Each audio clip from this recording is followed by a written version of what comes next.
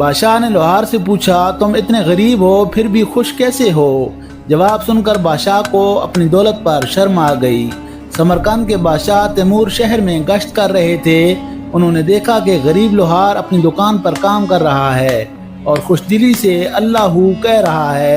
बादशाह ने भेष बदल कर लोहार से पूछा, तुम इतनी मुश्किल में हो फिर भी इतने खुश क्यों हो?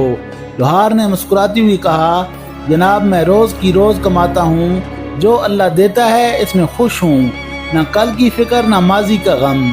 बादशाह ने सोचा इसका ईमान आजमाऊं। अगले दिन बादशाह ने हुक्म दिया कि शहर में लोहारी बंद कर दी जाए। लोहार ने पानी भरने का काम शुरू कर दिया और खुश रहा।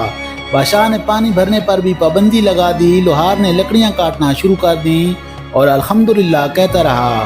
बादशाह हैरान हुए और खुद लोहार के पास आए, तुम हर मुश्किल में कैसे खुश रहते हो?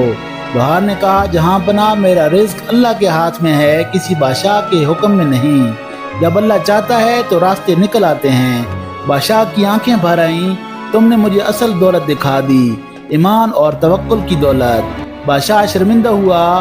सबक, अल्लाह पर तवक्कुल से बढ़कर कोई खजाना नहीं, यही असल खुशी है। अगर ये कहानी आपके दिल को लगी हो तो लाइक और शेयर करें और हमारे चैनल को सब्सक्राइब करना ना भूलें और कमेंट में अल्लाह लिखें।